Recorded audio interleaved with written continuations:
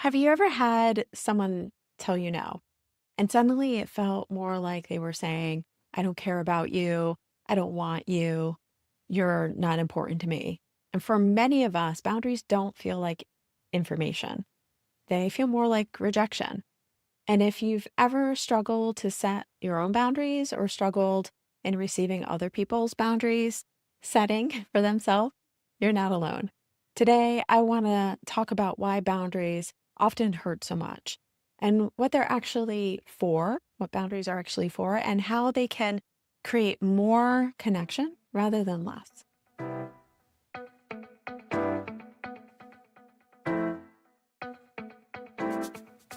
Hi there. My name is Ray from Ray Life Coaching. I help people build confidence, communicate more honestly, and create relationships that feel more authentic and intentional. One of the most common things I hear from clients is, I know I should be setting boundaries, or I know their boundaries are reasonable, but it still hurts. Honestly, both experiences make total sense because boundaries don't just touch our schedules by saying yes or no, they touch our attachment systems. Imagine your friend tells you, I can't talk tonight. Objectively, that's just information. But many people don't experience it that way. Instead, their nervous system hears, they don't care about me, they're pulling away, I did something wrong, I'm losing them. None of those statements are facts. They're interpretations built from old experiences.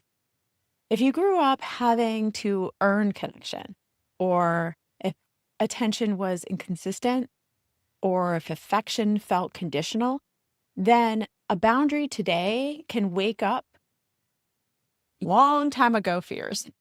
The boundary isn't necessarily the problem or the no. The story we attach to it often is. And this goes in reverse. Instead of just receiving boundaries badly or saying no to you, it's also in the opposite direction. I think we have fears of setting our own boundaries and voicing our own limits. So a boundary isn't a punishment. A boundary isn't rejection. It isn't control. Boundary is information. It's someone telling you and acting upon it. Here's what works for me. This is who I am. Here's what doesn't work for me right now. Here's what I have capacity for right now. And here's what I don't have capacity for. Healthy boundaries allow people to stay connected longer because they prevent resentment from building. Without boundaries, people overextend themselves. Then they become exhausted, frustrated, and start distancing themselves without verbalizing what's going on. The thing people fear boundaries will create, like distance, is often what boundaries prevent. As a recovering people pleaser myself, I know this one well. Many people learn. If everyone is happy with me, I'll be safe. The problem, that's impossible. Someone will always want more time, more energy. They always want more availability and reassurance. And eventually we reach a point where we must choose. Do I disappoint someone else or do I abandon myself? And that's where confidence comes in. I'm a confidence coming out coach. So here we go. Confidence isn't forcing everyone to like your choices. Let me say that again. Confidence isn't forcing everyone to like your choices. Confidence is trusting yourself enough to make them and enough to know that you're going to be okay if someone is not okay with your choices. And think about the people you trust most. Usually, they're not the people that always say yes. I'm going to get into what trust really means, but when I'm saying trust, you're also respecting. Okay. So, yes, I'm going to trust them to say yes for me, right? No, you're trusting that they're respecting themselves and that you will inevitably respect them. So the people that we really trust long term are the people whose yes actually means yes, right? Because they also know how to say no. And when someone can tell you the truth about their limits, you know where you stand.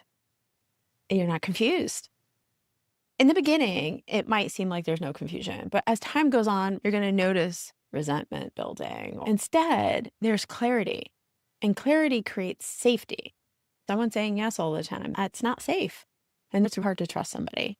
Trust what they're going to tell you is true for them. But even if it's uncomfortable, when someone says no, or you trust that their word is true, or that they're going to take the time to consider, then you can trust them long term, even if it's uncomfortable, what their answer is. So if boundaries feel painful sometimes, you're not broken. It's human nature. It's also about our attachment styles. You may simply be experiencing where old fears and present day reality intersect. The goal isn't to never feel hurt. The goal is to become curious. Ask yourself, what story am I telling you about this boundary? What fear is showing up for me right now? And is there another explanation that's equally possible? Because often the boundary isn't saying, I don't care about you. It's saying, I care enough about this relationship to be honest about who I am and where I am.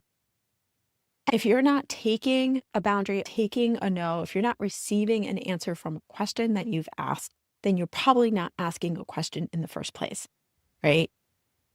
You're not really looking for any form of consent. You're not seeing that person for where they are. And that's not fair. I look back at doing these videos about honesty and boundaries for people because I am a culprit of all of this. As a polyamorous person, I am inundated with listening and remembering to listen to myself, but also to the people who are around me when I ask a question or when they tell me who they are. I need to listen. That's exactly what this is about. Boundaries tell you who you are and who they are, and whether or not that kind of relationship that you're currently having is what is available right now. So if this video resonates with you, I'd love to hear what's one boundary that has been difficult for you to set or receive, or both. Leave a comment below if you're interested in learning more about confidence, boundaries, attachment styles, communication, and intentional relationships. Subscribe to this channel.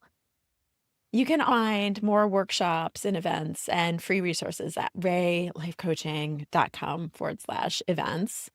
Thanks for being here, and I'll see you next time. Bye.